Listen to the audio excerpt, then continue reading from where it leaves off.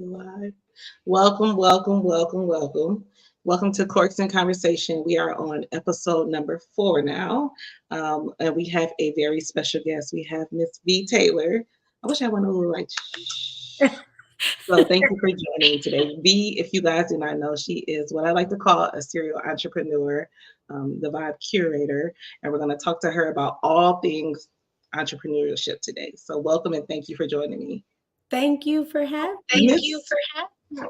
So Miss V, let's get right into it. What do you consider what does being a vibe curator mean to you?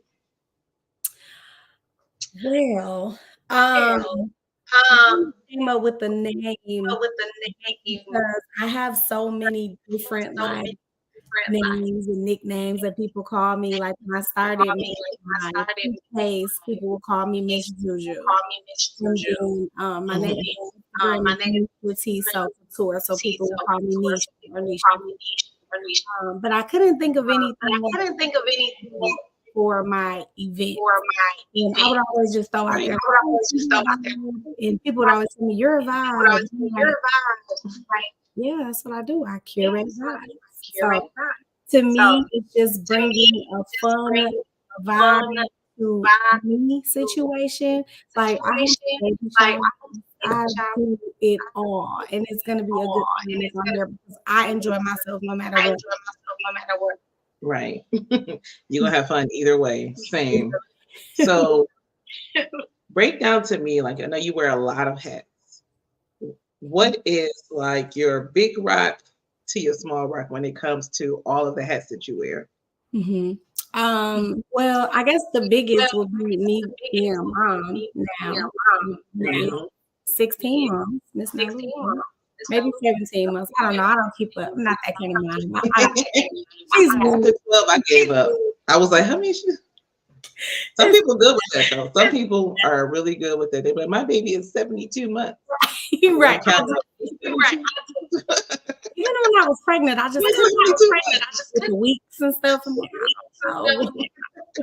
But I guess my biggest hat is being a mom. So I would say she's the driving force for everything that I do. But my money maker would be group home work. So I have some adult family homes in Milwaukee.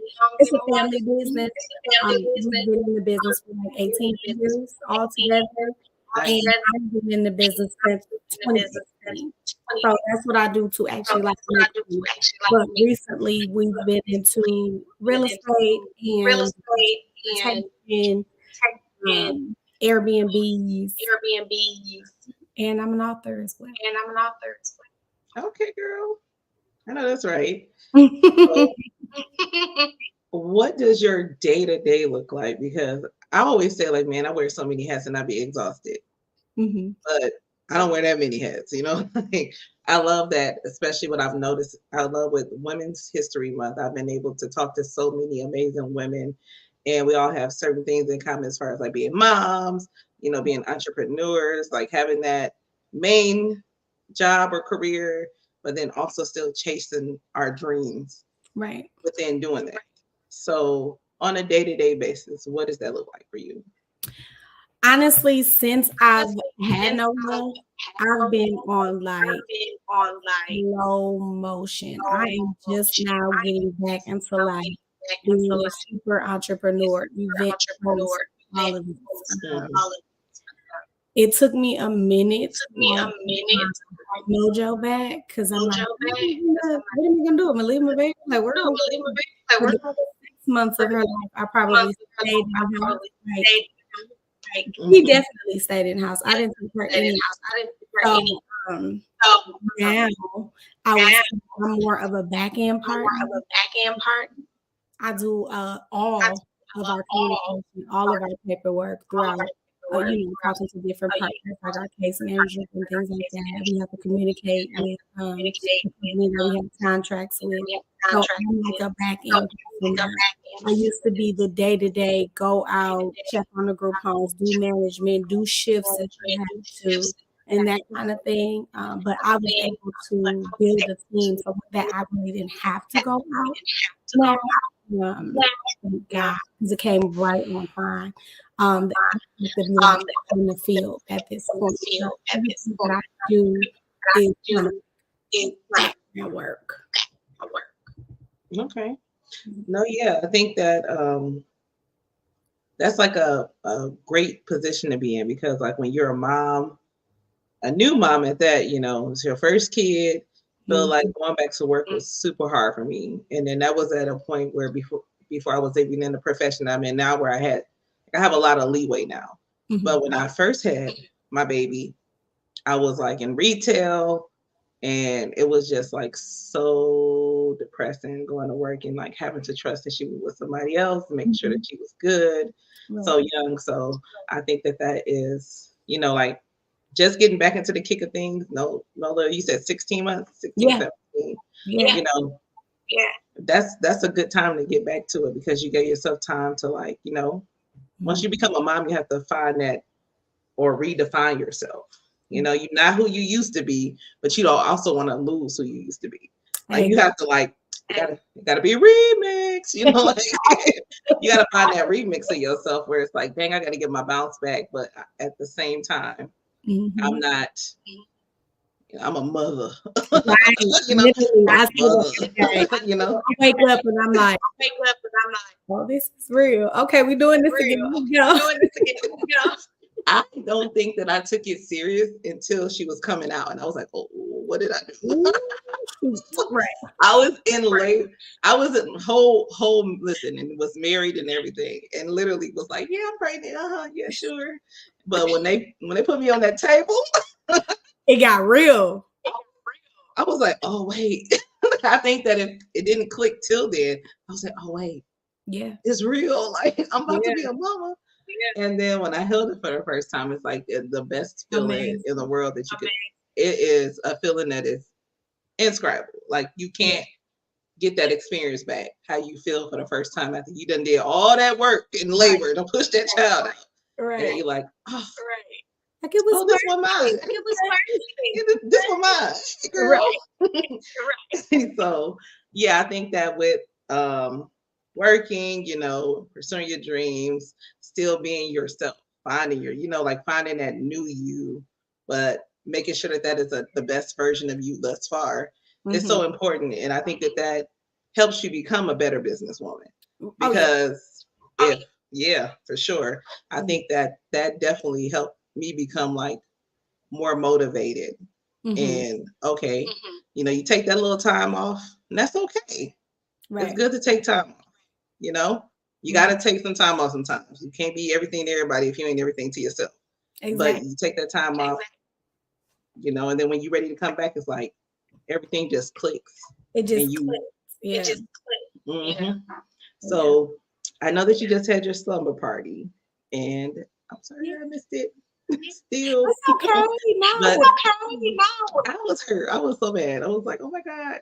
I want to go. Do so much stuff but I have so much stuff to get. Yeah, I have seen the reviews, and nothing but amazing reviews. Like it was amazing, 10 10s across the board. So you definitely inspired a lot of women. And was this your first event that you had since the baby? Yes. This was the first event. Yeah, this was the first. This was the first entrepreneurial event. I've done a couple postings and things, but like as far as me doing it from beginning to end, besides like her big birthday party, this was like all me after the baby coming in, and the first one because we had a was like launch their business. Like, they went so far after the first one. I hope I can do that again. I had to launch that one, and I think I did. Listen, like I said, I've seen so many great reviews, and people were there, and they were so. I'm a stickler about events when it comes to entrepreneurship and networking and stuff, because I feel like there's a point that needs to get across when it comes to business etiquette, financing, all of that stuff. So A lot of events, I'm like, no, I don't really want to go there. But I really wanted to go to yours because there was so much knowledge in that room. It was just the atmosphere alone seemed like it was, and I was in there and you could feel it just from even just seeing people post. And the thing is that how I know that the event was powerful. There was not a lot of posting going on during the event. That's what I said too. I didn't get a photographer to make it.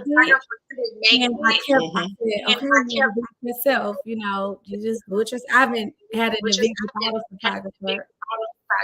It was stressing me out, but in my mind, I'm like, you gotta take pictures. I took maybe like 2 or 3, and that was it. But that is a good thing. That's a powerful thing because that means that people, how hard it is to get people off their phones.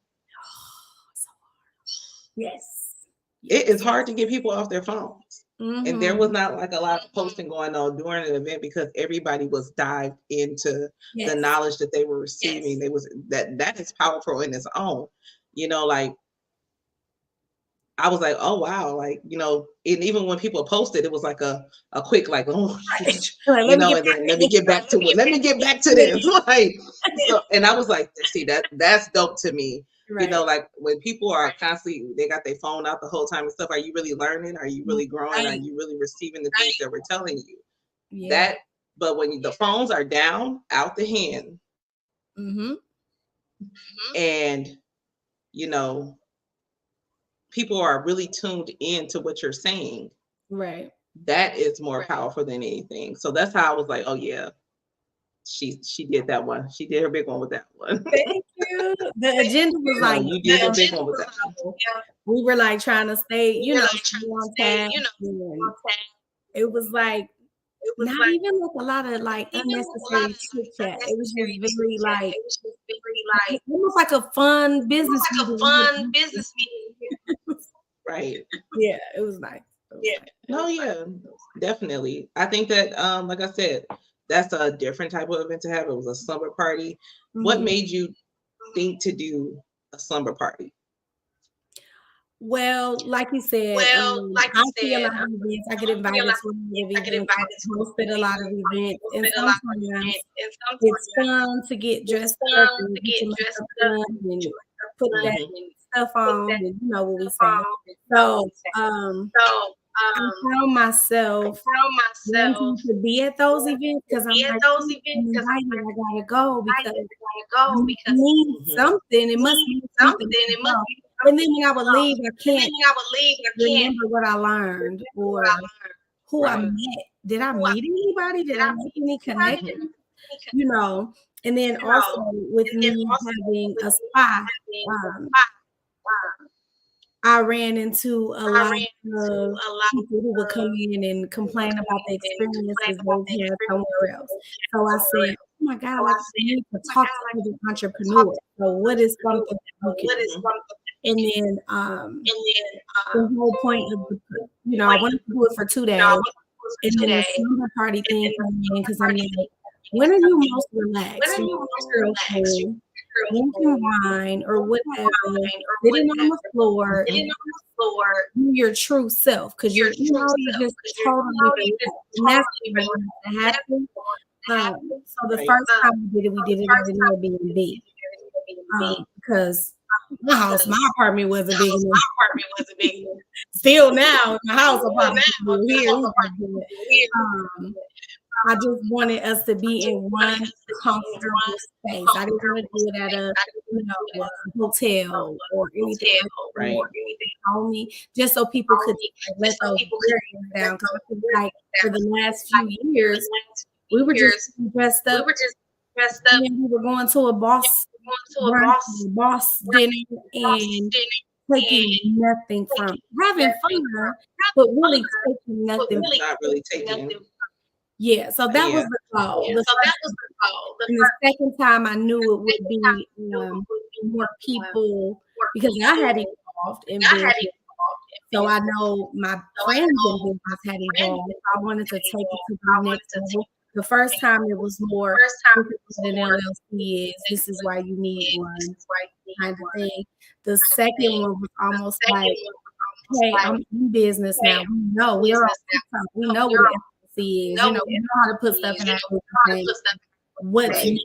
I'm stuck here. So I wanted to see if we could be in the same room and try to help each other get to the next level, whether it was A to B or Y to Z. Mm-hmm. Oh yeah, and I think that you did a great job at facilitating that, because like you said, you go to these like women empowerment events, networking events, and then you leave and it's like, really, what did we accomplish? What did we learn? What resources? And I know we've had like conversations about that, as far as like, making sure that people understand that those events are really truly meant for you to have resources, right? Like opportunities when you leave them, but you have to be really open-minded to actually listening, Right. learning, networking. Where's your business cards at? Where's your do you have an app with a business card on it? Do you have a business card? Like it's so many like levels to actually like making sure that networking is networking. And a lot of people don't know how to truly network. They think that if you just show up, that's networking. That's not it. You have to work the room. You have to know how to work the room. You have to know one of the biggest things that we've talked about, etiquette. Business etiquette is so needed in Milwaukee. It's not even funny. But before we dive into business etiquette, if you're just logging in, definitely drop in, say hi to us. Tell us what you're drinking tonight. We didn't even talk about that. What are you drinking, Ish? So I have Frankel Blends, the green apple. Okay. I didn't open this one. Drinking on one, but okay. I am actually, I told you, I am really, really loving, and I love different wines all across the board. I do. Not just my wine. I love other wines. Yeah. We always talk about my wine too. But I am drinking my new rosé that's dropping in April. But it's going to be a raspberry with sparkling rosé. So I'm just drinking the rosé part of it now because it's good. And, I'm the owner, so I can do that. I am. Can you see some? Please. It is. I'm not gonna lie to you. It's good. It's like actually good. It looks so. What are you guys drinking tonight? Drop it down in the comments. Let us know. We like to interact. If you have any questions for myself or for V, let us know what those questions are as we talk about entrepreneurship. We would love to get some input from you guys on like your experiences with entrepreneurship, your experience in business in general. So then we dive into etiquette. Business etiquette is something that is, I think that since the pandemic, I think business etiquette has went out the window, just like on a nationwide standpoint. I mean, you see Wendy's arguing with Burger King on Twitter. It's crazy out here, and it's just not. It's something I've never seen in my life until now. I was raised, you do business a certain way. I worked in retail, so the customer was always right. And although I don't believe the customer is always right, they're never right. There are times, listen, majority of the times they may not be right, but there is a way to tell them that they're wrong without clapping back. And I think that we went away from that as a whole, not even a culture. It's not just us, it's everyone. So to you, how do you define business etiquette? I would say there is just like, common etiquette. There is a right and a wrong way or a way to do everything. Even if your business is, for the culture. Your business is you sell do-rags. We know what your company are going to look like. You know what your target But there's still a certain respect that you have for the people that are spending money.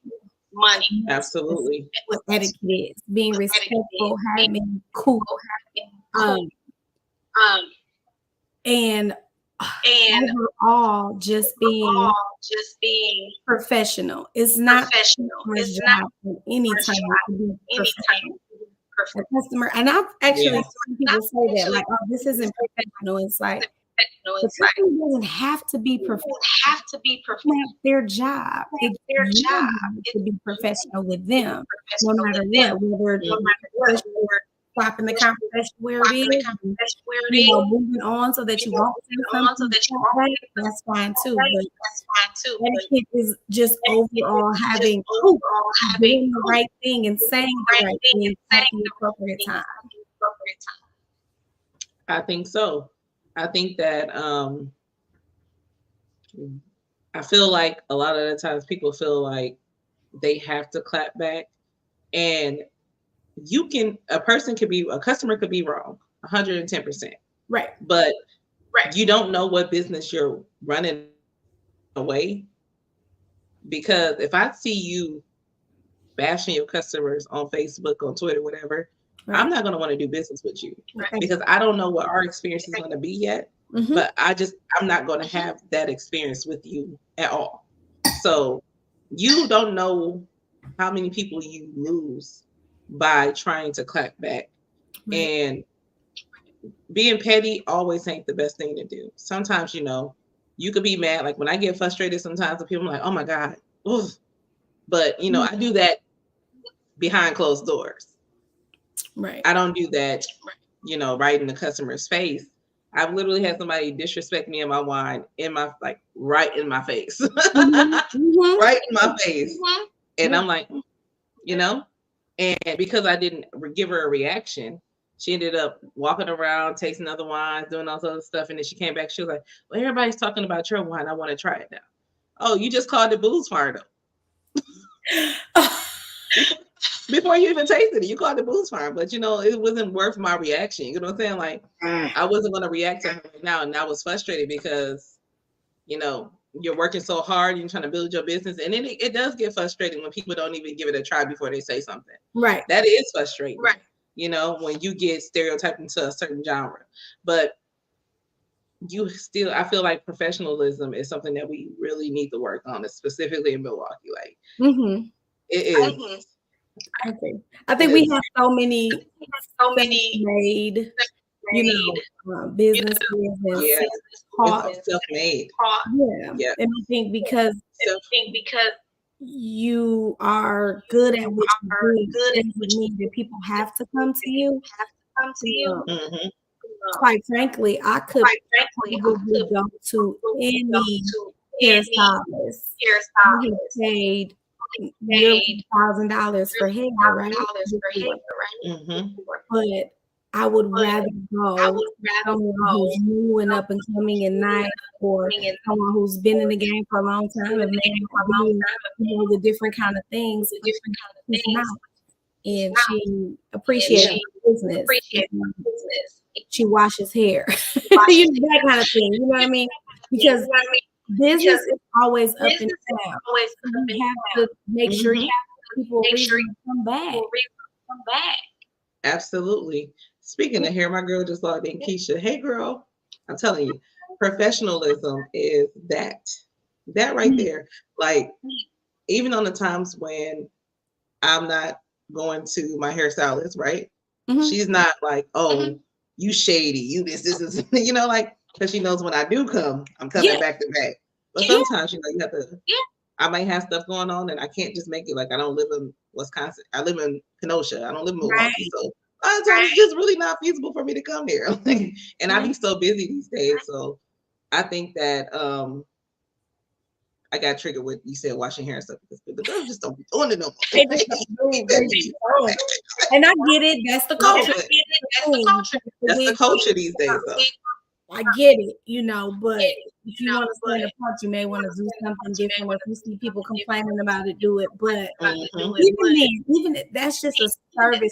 It's the way you react to me when I ask you, are you gonna wash or can you wash? You don't do it. Yeah. The way you can say you don't wash hair without it being nasty. Like a lot of people are saying these days, if you yelling at me on your booking site, I'm not booking. That is very true. Why are you yelling? And why 5 pages just to book you? I gotta read 5 pages worth of you. And then you say, "Oh no, can you say, oh, and then there's little crumb snatchers running across my feet. It's like, listen. Why do I have to put my reading glasses on to get told what I can't do at your hair appointment? And if you late, it's gonna be a and da da da da da. And you like literally yelling and chastising people. It's crazy. As crazy as we think it's here, I swear to God, Houston is 10 times worse. Oh, I'm sure. There's celebrities, right?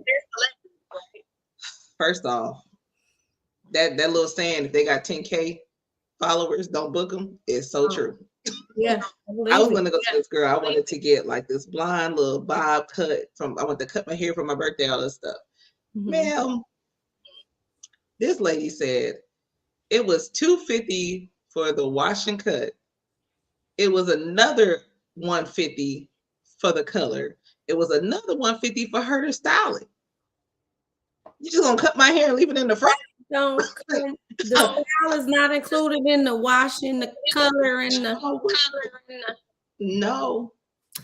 And that's where you that's where you get this marketing thing from, because she could have just added an extra 50 to each one of those and not even told me that I was, you know what I mean? Like, it's just like, it's like a turnoff or something. I don't know. It's weird. My lips was on the ground. I'm still triggered. I'm still triggered. So like, and she was nice. It wasn't the amount, but the way it was broke down was like, so if I only paid $2, right? I'm gonna be walking around with the broke. Yeah, it was like almost offensive. Yeah, like absolutely. Yeah. It was absolutely almost offensive, because it's like, there's a way for you to still get your what you want in cost without it being nasty to your customers. You know, I'm not saying your price ain't your price. Yeah, because your price is your price.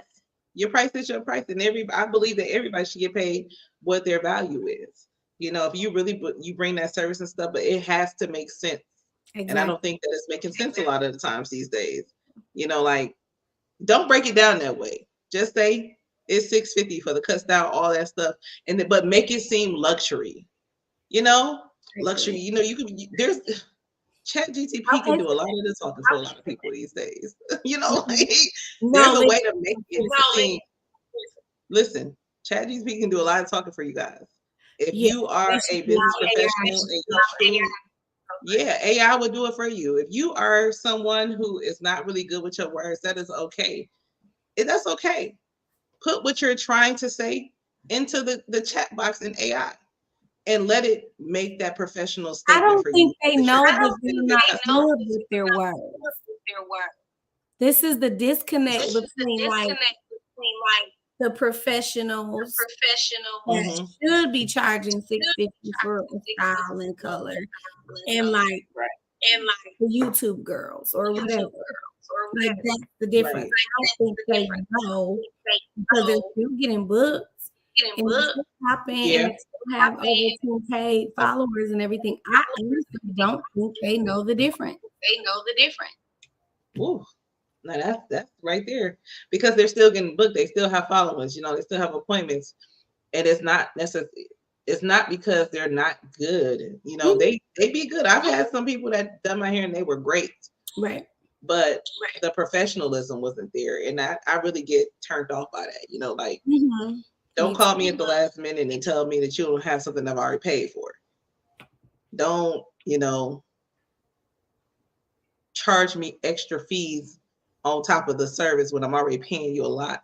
It's a lot of times where you have to be, as a business owner, willing to take that bite. You know, like I've had people like, even with me with my wine, I've had it where like batch went bad or something like that, or something happened and a bottle bust, you know, and I went and dropped off another one. You know, you have to be willing sometimes to just have customer service. Yeah, that's all. And I think that we miss that a lot. We miss that a lot. We miss that customer service key. I think that people always are trying to say that they're right. And a lot of the times it's not about being right. It's about making sure that you are retaining customers. Exactly. So retention is everything. You can have a year where you're thriving. Everybody, you know, when you're hot, you're hot. You know, people, word of mouth is great. But at some point, that retention turns into that word of mouth from your actual service, and not There's a new girl. There's a new girl. Started her IG. A younger girl. Creating something new. She got a different marketing plan to do. That's every day. So you gotta stay with it. Has to touch your part. If it's the customer service, let it be. If it's staying on trend, let it be there. You can't be late, unprofessional, charge $1 million, coming off the next day. And then when I tell you that you don't want to fix it, and all of that, it's just, it really is. It's insane. It is. It's insane to think that you can charge me $1 million for something and then still be rude to me. I think that another thing is follow up. You know, you're never too good to follow up with your customers. That's how you retain customers.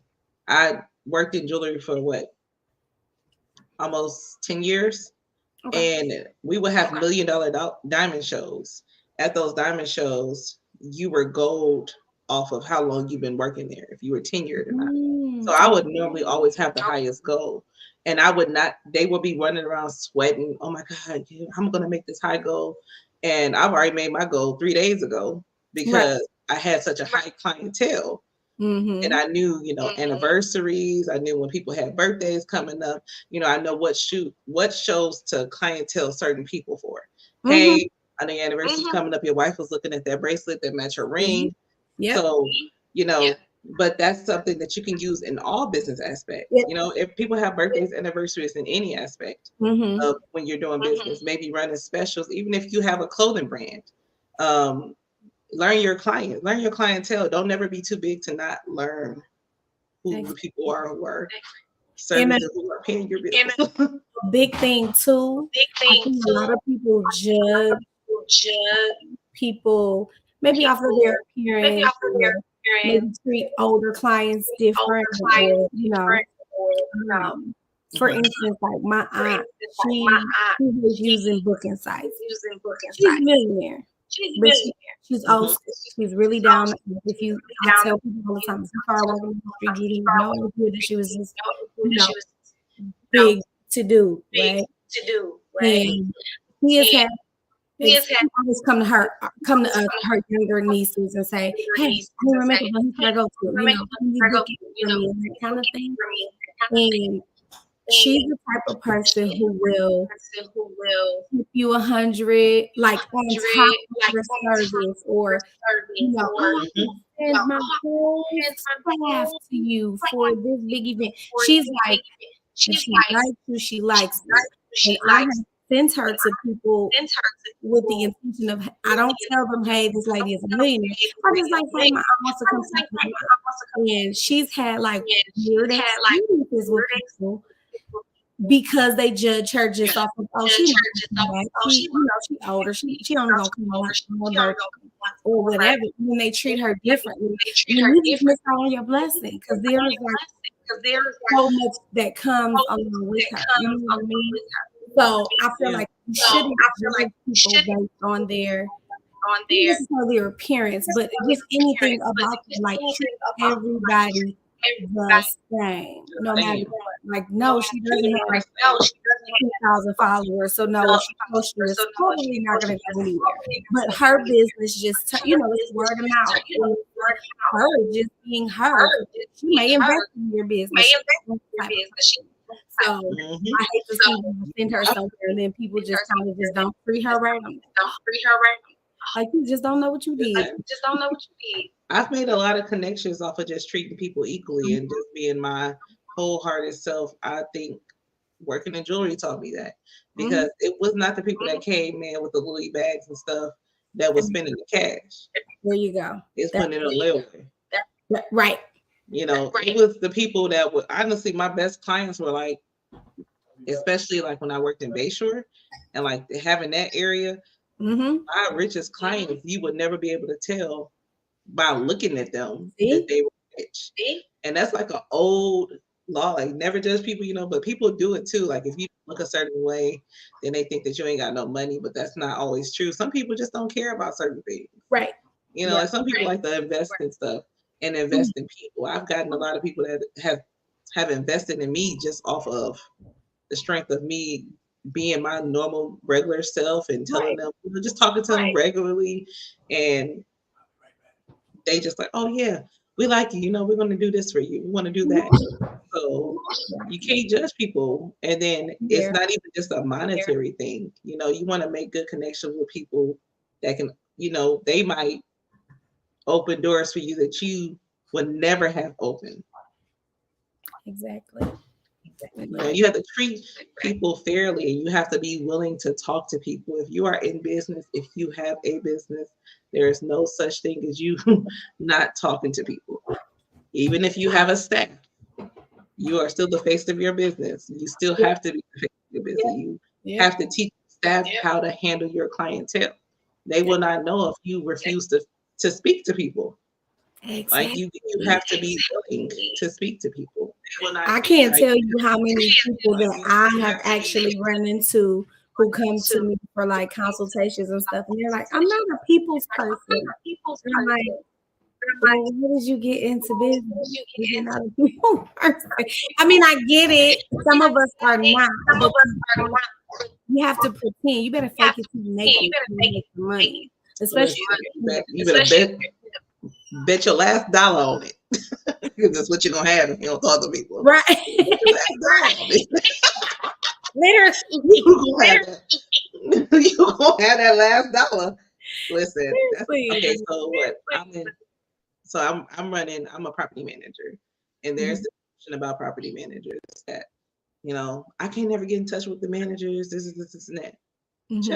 My client, my property, and any property I ran, that's never been a notion. I come out my office. I've always had separate offices for my staff. I come out, I talk to people, I greet people, I always say hi. But that's how you set, you know, that's how you set the atmosphere for your staff. And it's not that you always have to be that way, but if you set the atmosphere for your staff that they know that you are a manager that speaks, or a business owner that speaks to people, right? They're gonna know, oh, I can't do this, and I can't ignore the staff. I can't ignore people when they coming in because Sean don't do that, so I'm gonna get in trouble.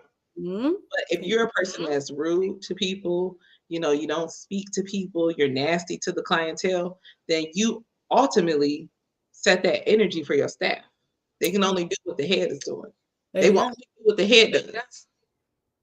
So next question. With running group homes, I know that you see a lot of different people. I have a lot of different experiences, right? Yes. How do you manage staff in bad experiences? Staff. Running a staff has probably been the most challenging.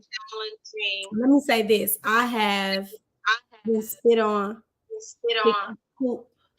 had to pull someone's hand out of their rear end.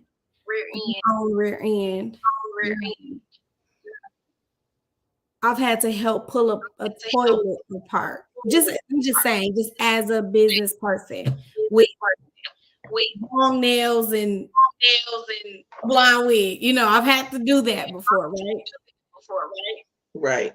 But running staff, being in charge of people and their livelihood is probably the most difficult thing I've done today, besides, of course, being a mom. Mhm. Mostly, I would say, staying professional is always that trumps everything. So if you have, something that's not the most professional situation going on, because you got people who, they come from all walks of life, and I personally I would rather hire someone who needs a second chance. They just got out of prison or something like that because I was hungry and they want to grind and get some money. So I would rather hire them than somebody who's been in the industry for a long time. So things come up. It's so hard to as a person, as a woman, to deal with in their life because you're like, you mean to tell me you gotta leave money here? I be there. What they got to do with me? Well, why do you care? Why is that? My issue. But you have to say you about him. You can't say that. You have to, find a way to answer it, and that's probably the most difficult thing because I'm a human as okay. So I want to pop off, and I have had to get with some people before, just because sometimes they think they take you as a joke. So sometimes you do have to get the best answer because you have to remember these people can report you. They can call in for all sorts of things. It's just not especially when you don't have to lose a shoe. Like they're just I had to learn to separate my real life from my business. I was just starting in 2018. And I have a lot of instances. I want to do fun things with my staff. I want to, take them out to dinner. Then now you're in a situation where you're seeing them drunk. Now you're looking at them totally different. I would never get drunk around them, but you're looking at them totally different. Things about them that you want to know. And then, even on social media, people find me on social media. I hate it, but then they think, she's funny. She's my friend. I'm gonna show up she's going out tonight. I've had that happen. Oh, I saw that you were going to so I came up here. I want to have drinks with my friend. Right. So I would say is the thing to do and easiest thing because start off where you let them know. I don't befriend people on social media. I don't go out with my staff. I don't whatever it is. That way, and then just keeping it professional at all times. That means cut it off when you have. It's hard. It's so hard. Yeah. I give people disclaimers. I mean, I'm the coolest manager you'll ever have until you cross that line. And then once you cross that line, you might as well stay over there. Because they no coming back. I want you to have, I understand personal life, but personal life can't be every day. Exactly. It can't be every day. We still got stuff to do. I understand if there's stuff going on, I'm going to be as supportive as I can within reasonable circumstances. It got to be reasonable. It can't be every day. Because it comes down to them or you. Is it my business, in my family, in my livelihood, or you? Whatever. Because you care about your livelihood more than mine. Caring about your livelihood more than mine is crazy. Most of my staff have been with me for years. At least I don't think I have anybody that's brand new. Except for my cousin just came on. Everybody else has been with me for at least a year or two. If not long. It's awesome. But but guess what? I've had to work for me for a day. because they either couldn't handle it, they didn't like me for whatever. They saw me at the interview and thought it would be cool until I'm like, this is how we do stuff. This is, because this is my livelihood. This is my family. It's so much easier for you to go find a group home job than it is for me to start anything. And I'm not going. I'm just, I can't. Listen. Yeah. That is one of my favorite sayings. Like, if you cross that line, and I even do a little lie with my foot, might as well stay over there. You can ask anybody who's ever worked for me. They'll tell you, yeah, she do a little lie with her foot. I've been doing it for years. I'm like, once you cross that line, might as well stay over there. Go ahead and start looking for a new job, because it'll never be too over me. I'm going to support you. I'm going to advocate for you. I'll make sure you're the highest paid person that I can make you for the position that you have. Yeah. But you have to be performing. You have to come to work on time. Every day can't be a fire. That's not how we're doing this. It's always then we're going to have to relook at your position. And I'm always ready. Okay. Me too. I'm always hiring. I tried hiring from Facebook. That didn't work. I'll never do it again. But I'm always hiring, because listen, if you gotta go, you gotta go. I'm gonna say this, it was just International Women's Week, or what is it? International Women's Month. International Day. It's Women's History Month, but it was just International Women's Day. You fired somebody on that day? No, I prefer personally, and I'm a girl's girl. I don't have men. I'm a girl's girl.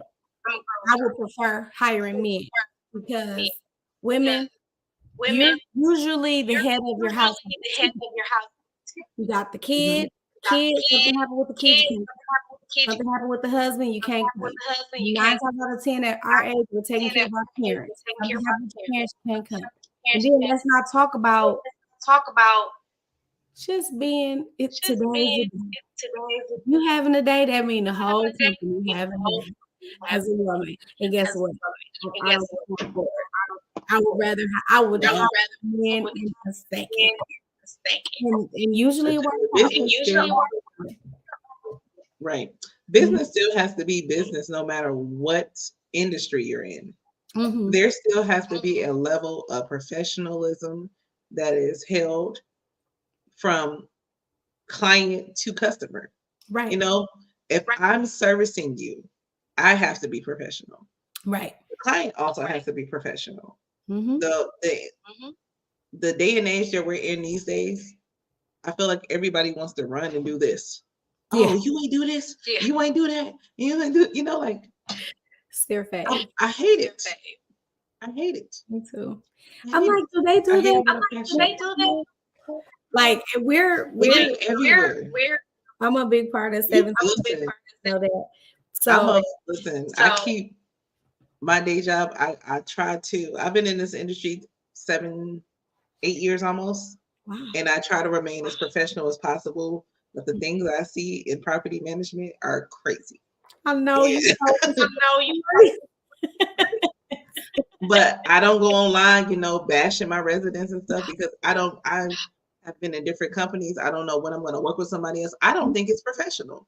I'm not going to go and talk about somebody's home life online. People go through things. People get evicted. People, people fall behind. I've had great residents who've been in really messed up. I've cried at a couple times. People die. I've cried when they died. It just is like so many different things. Yeah, but you're connected to I'm a human. I think I've learned that I keep it black and white. Yes, I may still have to evict you. I love you. Yeah, but it's one of those situations where it's me and you right now. You keep sitting here. I'm gonna give you a couple months. I'm gonna give you resources. I'm gonna do everything that I can. Yeah, and I try to be that way across the board. But at the same time, you have to be fair to me too. And you have to look at me and my circumstances. I'm not gonna sit here and be woo woo woo for you and crying for you. And you see me in here busting my butt every day. You see my child. my baby is a property management baby, so she knows property management like she had an adult. She's been in this industry her whole life. You know, she's in the office. She know what rent is. She know what evictions is. She know how to walk units. She could tell. She be like, charge for that. They got a nick on the wall. You know, like she knows these things. She crazy. Like she trying to charge people more than me. I'm like, no, man. Yeah, she's not. I would charge for that. She be like, I would charge for that every time. I would charge for that. Kids are going to tell the truth all the time.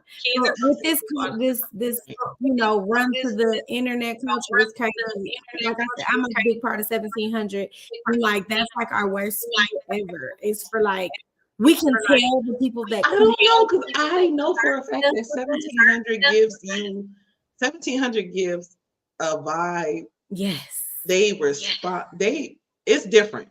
Now, there's a couple places that I've been there and I've been like, right. But you know, we ain't gonna say no names. But what I can say true, wholeheartedly, and it's not about any collaborations, anything like that. What I'm saying is that 1700, from the first time I went in there to now, they've been consistent with their professionalism, with their customer service. It does not matter who you're speaking to, whether it's Rosetta or was a bartender, was a chef, you know, like somebody is in the kitchen. I've had people come from the kitchen like, how do you like that food? You know, like it's consistent across the board. They're making sure that you're having fun. They're constantly growing. Like I've always had a great time there. I just don't come to Milwaukee enough. Otherwise I'd probably be there more. Every time I drive past 1700, I'll be like, oh man. When the last couple of weeks when I've had events and stuff, I've had to go up Fond du Lac, and I'm like, I'll drive past, like, you see them in there having fun. Definitely like, you know, that whole vibe that she created in there is so intentional. Like she wanted it to be that way. So strict on staff. Even if she in the hiring process is just don't fit the culture quite right, don't get me wrong, you know, the rest of the industry we're thirsty for stuff. But you know, it has to fit, because it has to fit her vision. Yep, and she has her vision is so clear too. Listen, so shout out to 1700 because the vision is so clear and you can see it. Like the food is so good. I brought people in there like, oh, we gotta go here and taste this food. And I was looking, it's crazy because it popped up in my memories, I think 2 years ago, before I even ever met Rosetta, right? Before when I had just came home a couple times and went there. When I was in Texas. And I was like, it's crazy that y'all will go wait in line for them unseasoned turkey legs in Texas. But y'all want to go, y'all think y'all too good to go to the hood in Milwaukee? Yeah, too good. Like, too good. You too good for that. You in the hood in Texas. People don't understand because they're not from Texas or they haven't lived in Texas. They don't know where they are. In the hood. It's in the hood. I heard. It's in a worse area than where 1700 is. And they don't understand it because they're not from there. Right. That's just like Trick Daddy's restaurant in Miami. It's like a little hole in the wall spot. And when we went and we waited, the line was down down the corner. Like literally. The lines, the rules, like all of that stuff. And it's like I hate, and I've always hated to see that. Because we will go out of town and support somebody else and then have that same thing or similar at home and not support our own people. It's like too much. It's too expensive. All the things. And a lot of them, they get you in and out. You know, I ain't never had no line, you know, if the turkey leg there, that might be it. But I want that same energy for them, that y'all will have that same energy in Texas, in Houston. Y'all will be around, y'all be waiting outside and they're rude to you. And they have rules about what you can wear. They definitely stereotype. You can't wear sheer shirts. You can't wear spaghetti tops. Like they're very rude when it comes to what you can and can't wear at Turkey. Now they got all this drama going on. I think that was a major part. Like I said that years ago. I'm like, y'all go to Houston. Y'all come, y'all every time when I lived in Houston, every time somebody came to visit, I'm like, y'all not finna turkey leg her address and child and what was it? Kirk and Chapman and Kirk. Chapman and Kirk beat to death. I'm not going. I'm not going. That's the one that's kind of here. Like, I'm go there. Sections outside or something. Yeah. Y'all are not finna do those things to me to death. I'm not going to Lost and Found 16 times. I'm not going to Chapman and Kirk. I'm not going to Turkey Leg Hut. It's like they respect an outside culture more. And I said this on Facebook before, and it was a big debate. Why do people say Milwaukee doesn't have culture? We do have culture. The way we have so much culture. Right. We even have dances and music now. You know, like we do have culture. It's so different here. It's just we just don't respect it because we're here every day. But Milwaukee has a lot of culture. We have so many dope people. We have so many hustlers. I think that what makes it so beautiful is that we all have grown up together in some aspect of our lives. Like we have this circle of people that we've all seen each other like in the bashes and stuff, having fun. Now we're adults with children and married, and we have all these different things going on. So I think that it makes me love it more. And although I will not lie to you, I loved Houston, but it was not home. Right. And that was the thing. Like it wasn't that we wasn't making. I came home and started having to pay rent when I was living for free in Houston and making the same money, No, so that was I'd be like, every month I'd be like, I don't want to do it. But as a manager, I have to. Right. Like I wanted to be on the delinquency list, child. Like, do it. I want to stay. I'll be like, I haven't paid rent since 2018, so this is different. But I know I'm supposed to pay rent on my dog. I get that. Yada yada yada. Do you wait to the yada yada. Huh? Do you wait to the 5th? They gonna get it when the paycheck hit. Hey.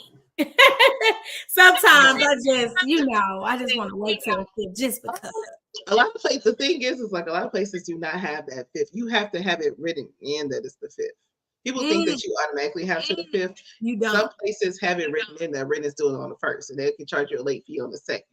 If they have that written in, that only stands if there's not an addendum stating so that is something different. You know what I'm saying? If there's an addendum in your lease, if there's an addendum in your lease that states something different, that lease does not. So what Wisconsin law does not suffice. Gotcha. Pop it open. Okay, gotcha. That's you had to pay by the 3rd, or you get $50 fee. After the 3rd, I think it's like an extra something a day. I've seen it where it's like $5 a day and all this other stuff, and I'm like, y'all is crazy. Don't charge me. Please. I think though, for real, like I feel like we just have some things that we need to work out, like little kinks in Milwaukee. Yeah. Your boys being one, because I'd be scared to come back to Milwaukee, y'all. And I got like all these systems and these big locks and stuff. I don't want to. I like my Kia. Don't trade it probably. Yeah. Don't do it. That's all my friends be like. They be like, nah, friend, go ahead, put it in my garage. I be like, you have to, especially if you're spending the night. My friend was just saying that her aunt, she's been having her Kia for years, and she's been living in the same neighborhood, and nobody ever messed with her car until, I don't know, last week somebody stole her car But I have the anti-theft system, but I don't know what that does. Nothing, because they gonna get around it. Don't trust it. Just park it. And I'm gonna be on the news cutting up. Listen, you see our news all the time. Yeah. I'm gonna be on the news cutting up. When I say cutting up, you're gonna be embarrassed. As you should. I'm going to be on the news cutting up because I didn't even ask for that system in there. Oh, they put it in there? They put it in there. Because they knew you were in. Yeah, I was getting oil change. I was getting the oil change and they put it in there. What? And then I saw the sticker on the window and I had to call them I'm like, hey, did y'all do something else to my car? It's like, oh, let me check. Oh yeah, we put the anti-theft. I'm like, it would be nice if y'all told me that. Yeah. Goes back to customer service, right? This is come on now. This is a $1 billion Yeah. car company. And they didn't say anything. They Why just not? popped it on there or They whatever. said absolutely nothing. And if it wasn't for me being such a damn Virgo and noticing every little thing, I would have never Right. noticed that little sticker on my way. I'm like, that sticker wasn't right there. What's that? I Yeah. looked at it. I'm like, it's an anti-theft sticker. And I'm like, So is that like a tracking? I guess it's like where they change the what is the ignition Okay. thingy so that it's not that port anymore. But okay. so they had said that they were doing that, like the anti-theft systems. They never explained what they were, when they were going to install them. They only like they did it like car by car. When I initially moved home, I called the dealership and I was like, "Can I get that installed?" And it was like, "Oh well, your car is not really getting stolen like that, so we'll let you know when we're doing Sorrentos." But I've seen Sorrentos get stolen. Damn it! I didn't see my same car. I didn't see my same car getting stolen. I done been driving next to the Kid Boys in my same car. Oh no! Like, what you mean they ain't getting stolen? I see somebody in one right now. Huh? I say like, yeah, no, it's happening. Yeah. I'm like, it's happening. Yeah, it's happening. But try to get them Kid Boys pieces. That's my trigger. I'm sorry, y'all. That Kid Boys my trigger. Mine, you know me, you know, I don't want to drive in the city. I live like a little outside of the city. I hate driving in the city. It gives me anxiety. I don't want to take my baby out. I don't want my mama driving in the city. It's so scary. It really is scary. You're out and you're out for 2 hours. You're gonna at least be an accident. That's how bad it is. That is okay. So before we get off, that's something I want to touch on because as entrepreneurs, we have to be out in the field. Like it's inevitable for us to be out in the field. Like me, I gotta be at pop-ups. I gotta show my face. Yeah. I can hire somebody to go to pop-ups, but they're not gonna sell my wine like me. No. And I've noticed that. You know, like I have friends that will drop everything they're doing and come to my events and stuff and like help me. But I know my wine more than anybody. You know what I'm saying? So I can't not come. And I think last year, I know last year I let fear take over. I was like, I'm not going to Milwaukee. I gotta, because when I first got my car, I got my car 2020. I had just got it. I hadn't even had it a month. It's a 2019. I got it 2020. I hadn't even had it a month. And I was just driving in Milwaukee, smacked across the interstate. Insane accident. Nothing but God. So from there, I have already had this fear of driving. He didn't have no insurance. He was living in his car. He's a drunk driver. My heart kicked in. I didn't even go through the lawsuit because I was like, he's living in his car. And I just said, my mom like, girl, if you don't sue that, I can't do it. I can't do it. You get your money back.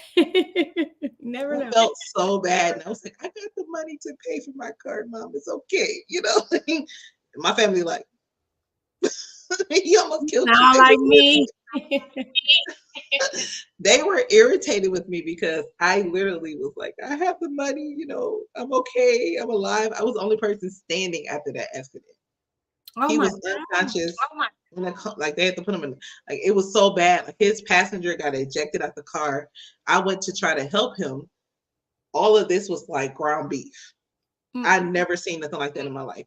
They thought the accident was so bad that they literally everybody was pulling them because they thought we all were dead. They threw me across the intersection into oncoming traffic on Brown Deer Road. So it was insane, but I was just like, my heart couldn't allow me. Like once the insurance company got involved and all that stuff, right? My car didn't even look like what it had just been through. Wow. So I was just grateful about that. They was like, oh, we can fix it. But listen, I tell you, when I say I felt like angels just did this, that's why I give people grace. I'm like, no, because I was okay. You know, that man was living in his car. That was his home. He don't have that anymore. His car flipped 3 times. He hit me so hard that he threw my car. He flipped 3 times. I watched his car flip as I was trying to get my car to stop. Oh my God. Was he going super fast, obviously? Yes, he was swerving through traffic on Brown Deer Road. And I heard, and I looked over because I'm driving straight. I'm like, as soon as I looked, he smacked me. And I'm like, what the heck? Oh my God. Like, only thing I could think was like, damn, this how I'm finna die. That was my first thought of my head. Right? Yeah. Yeah. I literally, that was, so I was like, when people say what people think when they die, about to die and stuff like that, I'm like, well, that's the only near death instance I've ever had in my life. And the only thing I could say was like, damn, this how I'm finna die. Because once I got my car to stop, traffic was coming. It was semis coming. You know, Brown Deer Road is so busy. And I just looked over at the semis like, damn, this how I'm finna die. Like, oh my God. Was it during the day or at night? Yeah, I was coming from lunch, going back to work on after lunch, and it was wild. Like, it was crazy. But I say all that to say, like, that is a part of my fear with putting myself out there. Yeah. Because I have to not only drive through Milwaukee, I have to drive back to Kenosha. Just last week I did an event and somebody almost smacked me and my baby was in the car. Oh. And I literally had to calm down because I was still on the highway and he was doing like 100 and he almost hit me and then he went this way and swerved over. And I'm thinking, like, if he would have hit my car, yeah, it would have been bad. You know? And I don't always have, like, I have a lot of support when it comes to my child, but I was picking her up to go home this Sunday. You know, it's right. No, this was Thursday. Right. I had an event on Thursday. So I had to get her, you know, to take her back to Kenosha because she had school tomorrow. Right. So I was able to have like where my family will watch her and stuff until the event was over. Right. And then us head back to Kenosha when we're leaving Milwaukee. They just drive so crazy. It's so and bad. I don't know what what we need to do as a community, but something needs to be done because I can see how people drive scared. I can tell the other drivers that are like me. Yeah. Who are terrified driving. Or just breaking.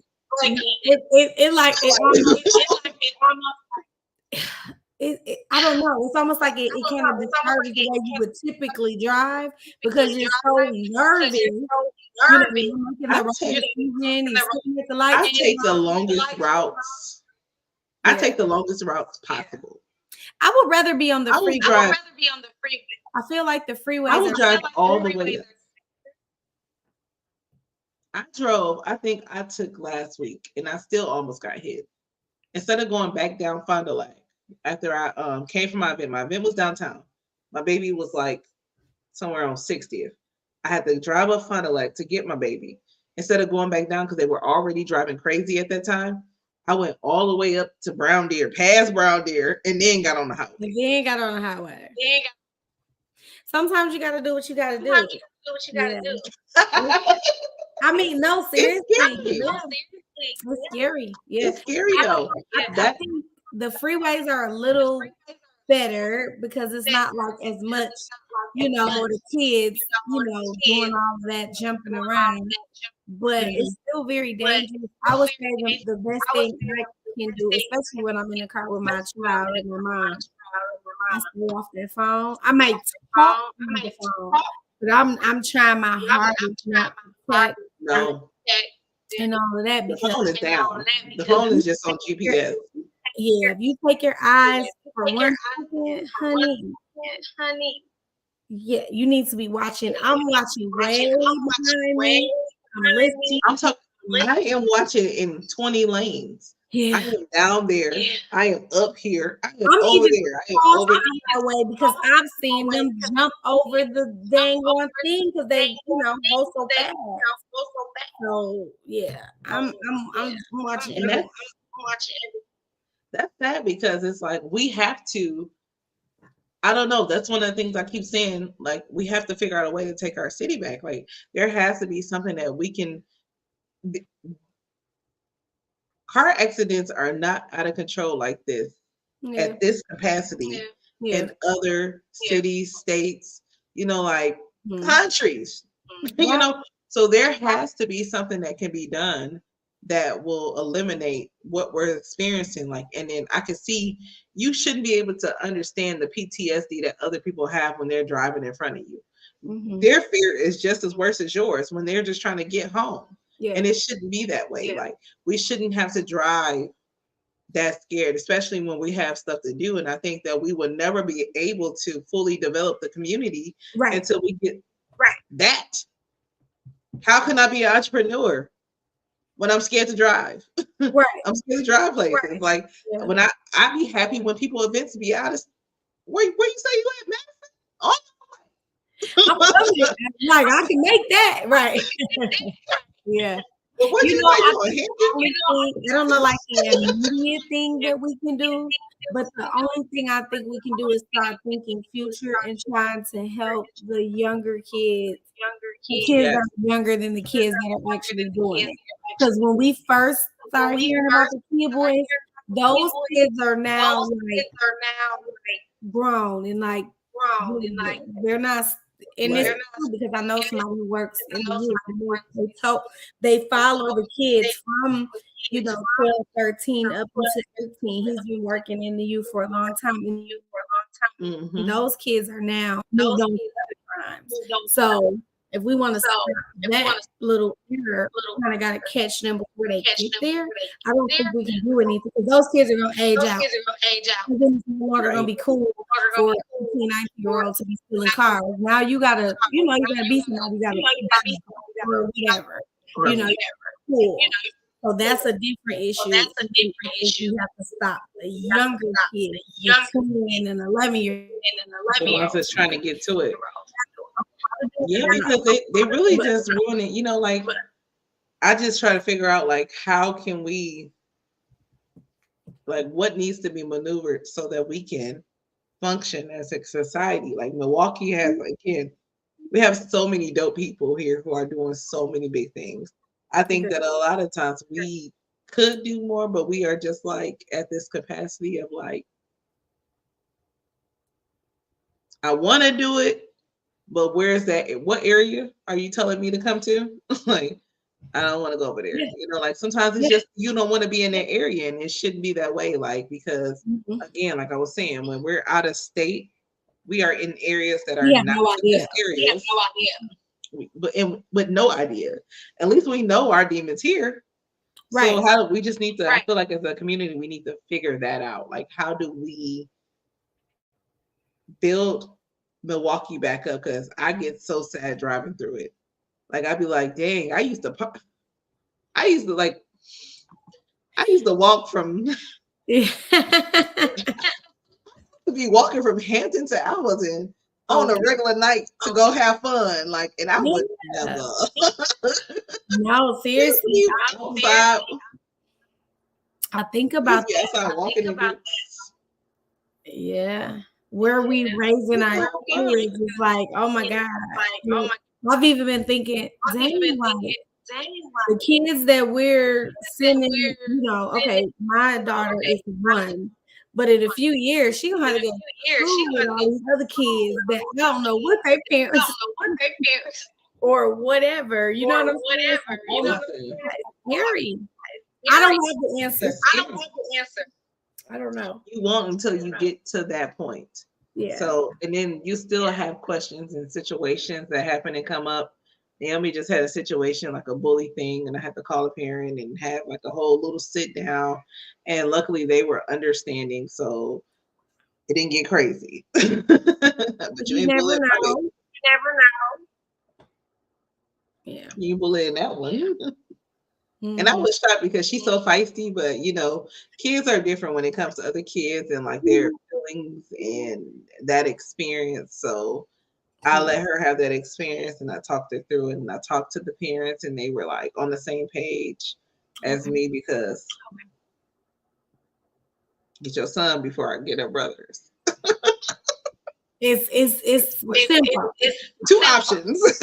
Get your son, she got two brothers. That's all I can really say. Is like, if I tell her brothers that she's getting bullied, It's gonna be bad, and we don't want that. I don't want to do that. No, we don't want that. We don't. No, but it was definitely. Look, we're gonna be honest, like we always do. We're gonna be talking all night. I know. It was definitely a pleasure talking to you tonight. Do you have any events coming up soon, or what? Like, what's going on for you? Well, I am going to continue to do our entrepreneur brainstorming session, which is kind of like a mini brainstorming sessions where we all get together and, of course, try to get to the next level. That's always the goal, but on a more casual level. Then we kind of just get together and if we have any resources that we need to share. We've done 2. The first session, I think it was like 5 or 6 people. The next one was like 30. That was huge. So we're going to continue to do that. I have a couple of those coming up. So I'll release the dates like as I can. And then I have a mommy coming up, which is going to be really cute. I didn't get a chance to tell you about that. Make sure you tell me. Yes, I will. It's going to be I'm thinking June 2nd. I'm solidifying the date. And it's just for mommies, opening up to dads as well. But just to come out with your children and have a time for just a few hours, tire them out and take their bus out. Listen, I like that.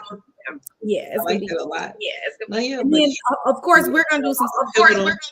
I'm excited for that. Oh, we're gonna do some stuff. Yeah, we're gonna do some stuff. Yes. Gotta get this down packed, and then I'm on and going. Yes. But you definitely are a pivotal role in Milwaukee. Like I said, I love the fact that I was able to interview so many amazing women in Women's History Month. That really made my heart smile. I was thinking about today. I'm like, man, I had some dope women on. You've been doing your thing. Like, this is my first time, like I said, since I was a kid, my mom used to always be like, girl, you better be a journalist. How much you talk? And I'm like, but I never saw, took it seriously. Mm-hmm. Not saying I want to be a journalist, but also I've always been like thinking about doing a podcast, wanting to do a podcast. I didn't have the equipment and sold it to somebody. Yeah. And all types of things. And I was like, I just need to jump this year and start doing the things that I love and like having the conversations that I want to hear. Mm-hmm. It's a difference between, you can't tell people what to talk about on their things. Right. Their podcast. Right. But I can cultivate a space for me and for people who are like-minded like me. Mm-hmm. And I like doing it. I like it so far. It's like at first I was a little nervous, but now I'm like, hey girl, how you? And I have ideas with what I want to do and where I want to go, who I want to talk to, the things that I think that are important for us to talk about and discuss in this community, because there are things that we do need to talk about in this community that are not always fun, right? Sometimes for us to have healing and to grow, like I said, I think that Milwaukee has so many talented people. It's not even funny. I agree. We are one of the most talented places that I've seen for, a city. Yes. We have so much talent. It's not even a funny thing. Like for us to be considered small, which we're not really necessarily small, I can name somebody who can do everything that if we start doing our things, we can be like this person, this person, this person, this person, this person. That's talent. Yes. That is talent. Yeah. I agree. So I just wanted to have that space, and I'm glad that you are part of my space tonight. Thank you so much for having me. I do want to tell you something. You are always such a light when I talk to you, and I just want you to continue to leap and jump. But you have so many good ideas, and you're doing it. And that's something to be proud of. I'm proud to be connected to you, and I can't wait to see what you do. The more you do, I love what you're doing so far, and I wish you the best. Always. Oh, same. You are. I told you, I said, when I first talked to you on the phone, I'm like, hey, girl. And it was like, oh, 3 hours later, girl. Right. I'm like, oh, yeah, my baby. I got to go. We got kids. We got kids. But yeah, I think that, that energy is definitely reciprocated. I think you're amazing. I think that a lot of people think you're amazing. And sometimes I'm like, everybody like, B. I'm like, yeah, she that girl. Like, she's that girl. Like, I've met her. I'm sucked into the space now. Oh, thank you. Your energy, Rosetta's energy, y'all are a combination of like life and love. And I love that for y'all because I have a cousin that I know that cousin love. My cousin, she's shy. She's not like that. She's Jessica, that's my Rosetta, like, so I understand that having that love, that person that's like you, but you like the other. Yep. Yeah. That's us. Listen, and it's always been that way. We don't play. Yes. Yes. We do not play. Like, so when I look at y'all, when I look at you and I look at her, I'm like, dude, they look just like me and Jessica. You get it. You get it. The exact same way. We've always been the same way. We do not. We are literally the same. Like, it's crazy. If I showed you just you start laughing because our energy and then Rosetta's just energy is like same. Yes, you don't have to do a little cousin thing. Listen. Yeah. Listen, we should do a cousin thing. But thank you so much. I'm gonna let you get to baby girl. Thank you guys for tuning in tonight. Next week we are going to have Marcia from Lush Popcorn. We're doing those wine flights with Trinkle Blends wine, and we picked out specific popcorns, good ones. I tasted them all. Okay. Have you been to Lush? Have you been to Lush Popcorn? No, I haven't yet. Oh my God. So I used to work in like a popcorn little thing at Summerfest. So I don't really like popcorn like that. But I say she has really good popcorns. I love popcorn. So what we did was we paired 4 of my wines with her popcorns. So we have so you get a flight. So you get a popcorn and wine flight. Nice. So fun. So that's every Wednesday. Right? It's every Wednesday, you guys, is going on right now. I think it might be ending. But I will be talking to her next week about our wine flights, her journey as a business owner, her expanding and having a location now. I mean, she has food there, drinks. I was so impressed. I thought I was just going to walk into like a popcorn business, but there's a lot of things in her business, and she's bringing a lot to the community. So we're definitely going to have fun. Yeah, it's Lush Popcorn. Yes, I like it. I like it a lot. You try it out. It's good. I can't wait. I love popcorn. So I'm going. Yes. And I personally paired the popcorns with the wines. So we sat down, we did a tasting. We picked each one that tastes good with each wine. So we have, let me see if I can pull it up really quickly. I'm going to pull it really quickly and we're going to get off y'all live. No, it's fine. They got time. They still on here. They got time, child. Ain't doing nothing. Yeah. So we have the raspberry peach sangria with the white chocolate popcorn. We have the strawberry watermelon with the white Wisconsin cheddar popcorn. So good together. We have the blood orange sangria with the chipotle cheddar. Chef's kiss. And then the green apple Riesling, we pair it with her crown apple popcorn. Oh my God. Oh, that one was a hit. Like for sure. I think for me, good. Yeah, she has a crown apple popcorn. And it has a really good crunch to it. Like it's like caramelized. and then pairing it with that green apple Riesling, it has that spritzy taste to it. It Yeah, was amazing. So I can't those wait. that's the flight. The flight is $25. You get 4 different popcorns, those 4 plus the flight. And they're really good, y'all. And that's just a good experience for you to expand your palate, Yes. you know, Mm-hmm. expand your palate this year. I'm going to keep saying it. Expand your palate Yes. and understand it. Listen, look, you like, I'm going to go right now. I want to go now. They were really good. Like, I'm not lying. Like, Yeah. it's about just my wine. I love my wine. But I've also had some wines that I didn't like a lot. So I get it. No, it's all up to taste. You know what I mean? That doesn't mean it wasn't good. You just yeah, I Mhm. think that those pairings, and if you think that there's different pairings that make more sense, definitely let us know because we're open. But these are the ones that we put together after doing a tasting and like tasting multiple different popcorns and Jesus, we was tasting popcorns for 3 hours. So I love it. it. So that's on Yeah, Wednesday. we will talk to her. Yep, every Wednesday. Okay, gotcha. Every Wednesday you can get the flight, and it's a good portion of wine and popcorn. You know, it's a good portion.